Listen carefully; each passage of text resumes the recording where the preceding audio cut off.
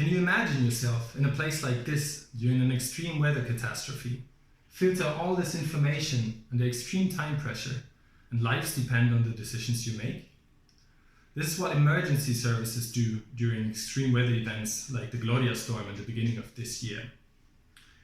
The Catalan Civil Protection, La Protecció Civil, has an office just like this, except much bigger, here in Barcelona at Plaça de Tatuán.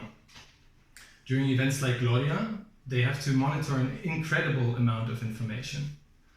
Weather forecasts, flood warnings, emergency phone calls, and many, many more.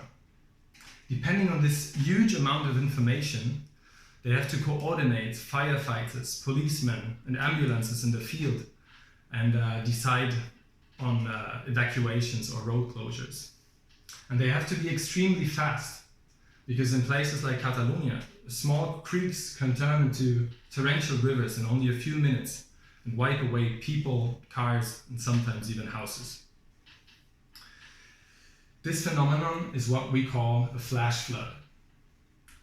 I'm a hydrologist, so I mostly care about rivers, because that's what hydrologists do. They try to predict what happens in the river. But the emergency manager doesn't care how high the water level in a specific river will be. They don't want to know what the weather will be like, they want to know what the weather will do. They ask themselves questions like, how many people will be affected? Where do they live? Are there any schools or hospitals that might get flooded and should be evacuated? Or more in general, what are the impacts? My research is about giving them answers to these questions. And to do this, I developed a method called Reaffirm. Every 6 minutes, my method combines weather radar data with information like topography, official maps of the flood zones, population density maps, and locations of schools, hospitals, and many more, to estimate what the impacts will be and where they will occur.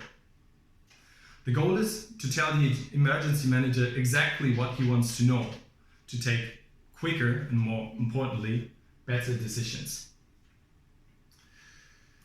In cooperation with the Catalan Civil Protection, I tested my method on several past flash flood events in Catalonia, and I validated the results on recorded impacts from newspapers, social media, and recorded phone calls from emergency phones. And the results are promising. The locations where the most important impacts occurred, for example, where people were killed, mostly coincided with the areas that my method indicated.